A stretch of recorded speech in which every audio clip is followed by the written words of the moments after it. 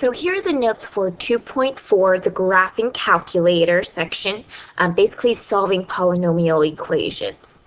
Now you guys have already learned how to solve polynomial equations. Some ways have been factoring, using P over Q, your rational zero theorem, and then using synthetic division. But now what we can do is actually use our graphing calculator to solve polynomial equations as well. So our very first problem that we're going to go to is this number 4. And what we're going to do is we're going to solve. So remember, solving represents that we are going to find the x values, the x-intercepts, solutions, zeros, roots, okay? So we're going to solve this equation here. We have x to the 4th plus x cubed minus 15x squared minus 8x plus 6 equals negative 45. Now, usually when we solve, we move the negative 45 over and then just plug it into our function y1 and then basically find the x-intercepts. Now, there's also another way you can do this, and it'll give you the same exact answer. Our other way is to set our polynomial to be y1 and then our value of negative 45 to be our y2. So our y1 is going to be x to the 4th plus x to the 3rd minus 15x squared minus 8x plus 6. And then our y2 is going to be the negative 45.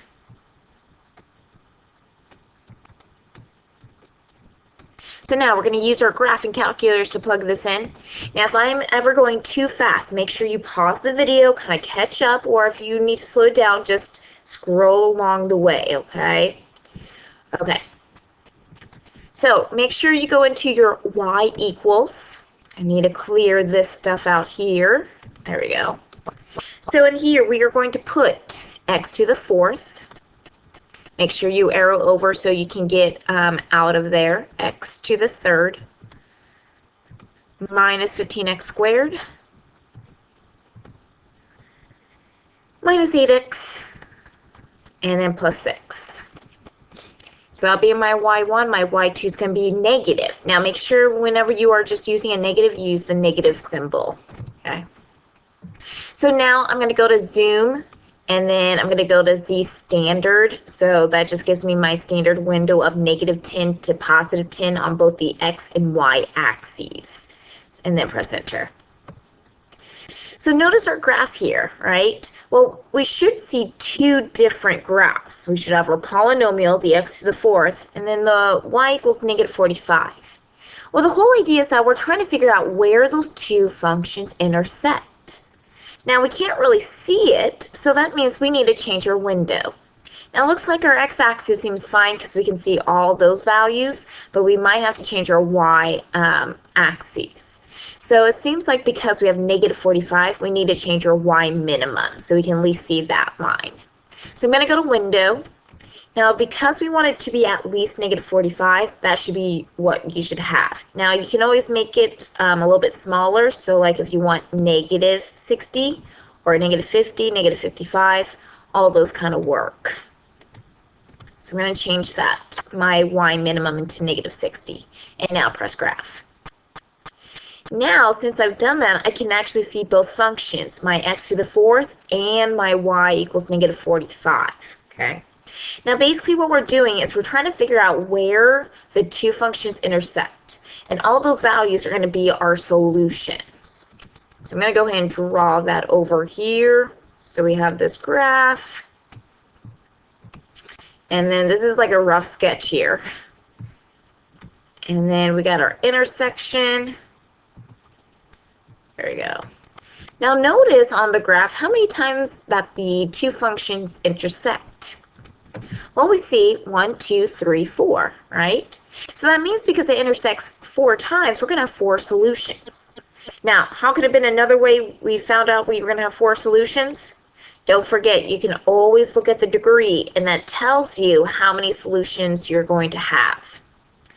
Okay, so let's figure this out.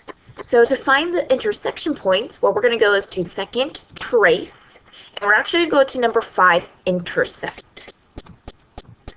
So now we need to get our cursor, oops, I don't think I did that. let me go back. There we go. Let's go to number 5. There we go. Now what we want to do is get our cursor as close to the intersection points that we're trying to find. Okay, so we're going to kind of go, I'm going to go from left to right. So I'm going to do the leftmost intersection point. So I need to move my cursor over just a little bit. There we go. And you just want it as close as possible. Now once you've done that, all you have to do is press enter 3 times. 1, 2, and 3. And then now notice here they gave us an answer. So this x value, and we're going to round to 2 decimal places, that's our solution. So we have negative 3.43. So that's one of our x values here.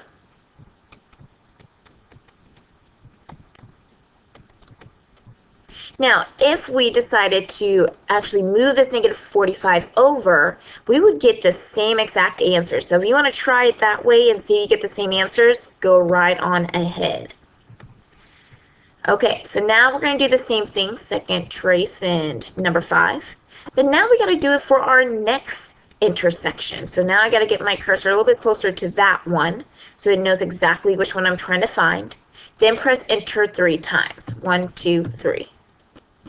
So now our new x value is negative 2.53.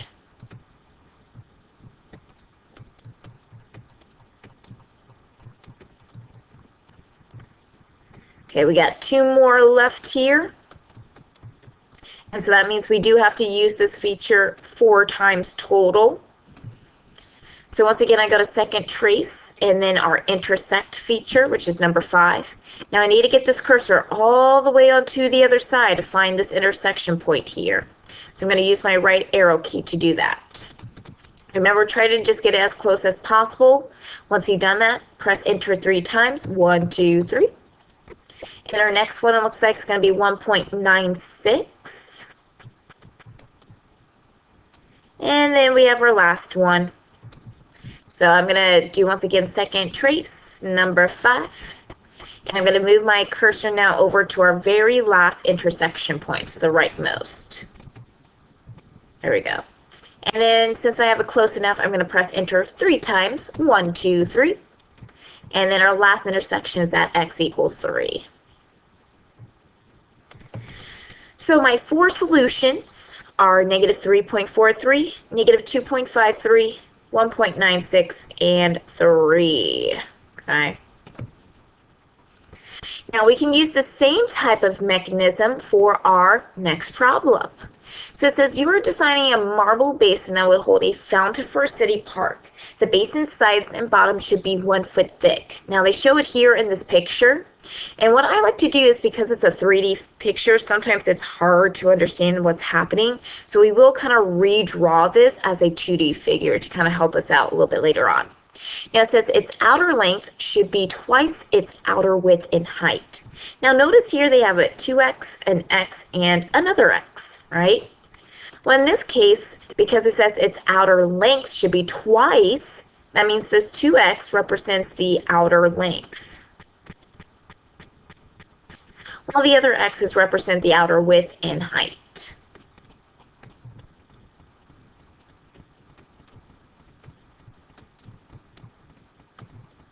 And then this is our height. There we go.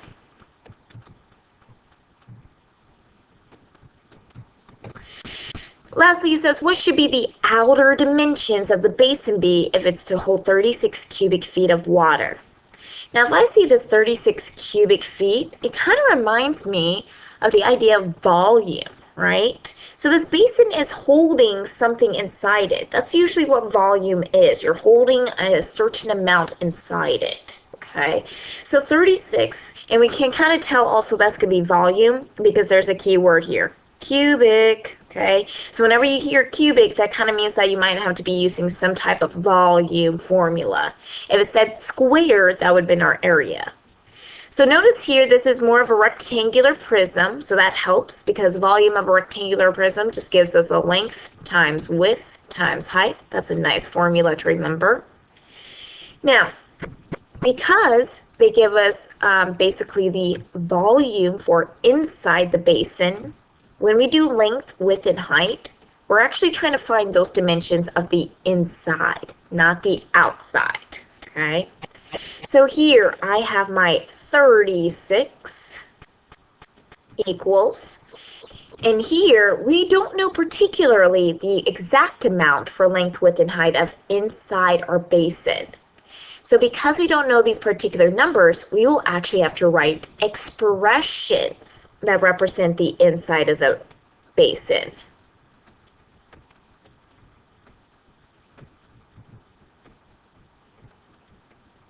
Okay, so we have to use the knowledge that we have so far to figure out all the expressions for inside the basin.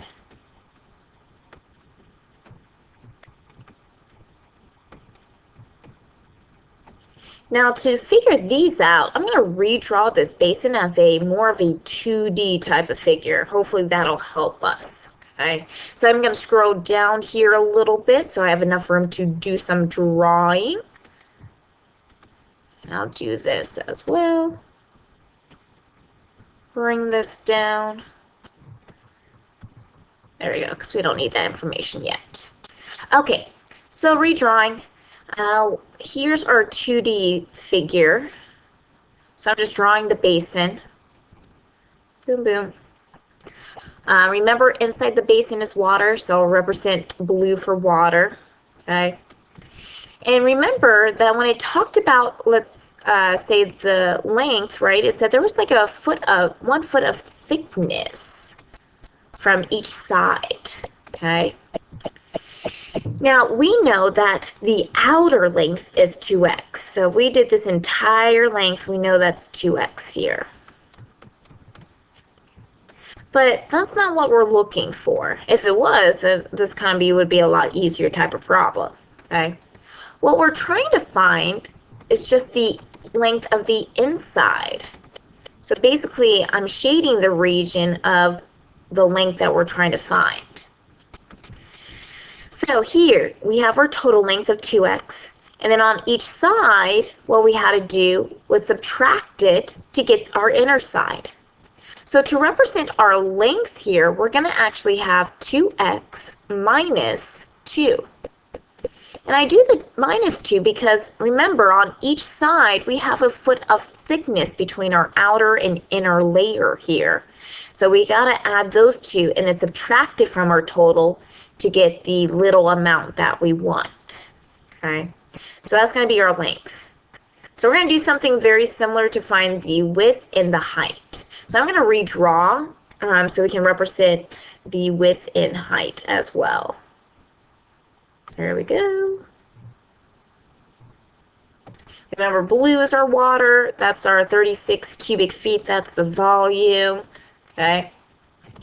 Now, not only were the sides 1 foot thick, but also the bottom part was 1 foot thick. That's going to become very handy when we talk about the height, basically, of our inside of our basin. Okay, so now I'm basically redrawing because I'm trying to do the side of the basin. So the 2x represented our length, which was the front part. Okay, now what I'm doing is trying to find the side here to figure out width and height. So I'm just redrawing the side here. So that means x is our width and x is also our height. So our total height or outer height. Okay, let's talk about width first. So kind of just like we did last time, right? The width of our inner basin is, we just really want this bit here, okay? We don't want the entire thing, we just want a little bit. So what we need to do is we're going to take our x, and because once again there's 1 foot thickness on either side, we have to subtract from 2. So basically the expression to represent width of inside the basin is taking your total, or the outer width, and subtracting it from your thickness, which is on both sides here. Now height, we're going to do something similar as well. Because height, right, we just want the inside. So we don't want the entire thing. So the entire height is x, but when they talk about our thickness, it's 1. And so if we take away that, we should get basically our height of inside the basin. So now, for a volume problem, we have 36 equals 2x minus 2 times x minus 2 times x minus 1. So what we need to do is solve for x, because what we're trying to do is find the dimensions. So if we solve for x, we can plug that value back in to get the dimensions. So just like we did last time, we're going to use our graphing calculator, and we're going to plug this 2x minus 2 times x minus 2 times x minus 1, we're going to plug that into our y1. While our 36, we're going to go ahead and plug that into our y2. Okay, so let's go ahead and do that. So I need to go back to the y equals, clear both these. So it makes this 36. There we go. And then on top we have 2x minus 2. And then we have our x minus 2, and then x minus 1. And then once we've done that, we're going to press graph. And kind of just like the last time, right, we don't see the intersection point. Now remember that our line, y equals 36, that's going to be up here somewhere. So that means we probably have to change our y max. So I'm going to go back to my window, and I'm going to go to y max and change that. You want it to be at least probably 36, but I'm going to change it to 40 so we can see just a little bit above it to help it out. There we go. So now we can see the intersection point. From here, what we can do is basically do second trace, number 5, which is our intersect feature. And then remember, try to get your cursor as close to the intersection point as possible. Once you've done that, then press enter 3 times. 1, 2, 3. And so now we get our x value of 4.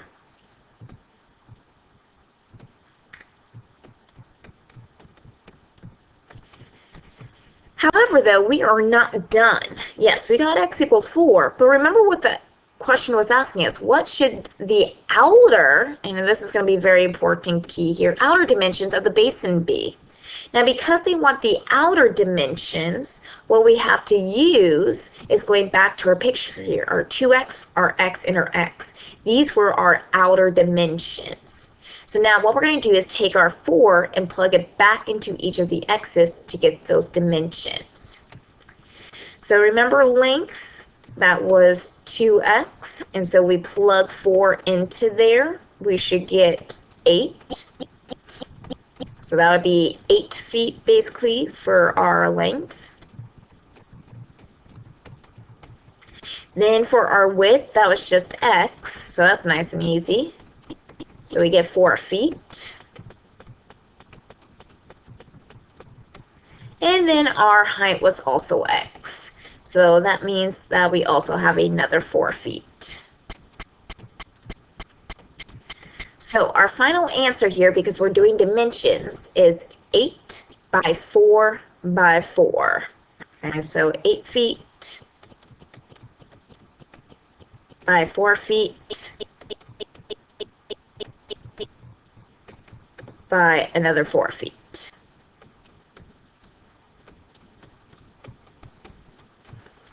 Okay. Now, if you have any questions about this graphing calculator or this word problem, make sure you email me or come in before or after school to get that help. Remember, homework is on Schoology, and then the filled-in notes for this is also on Schoology.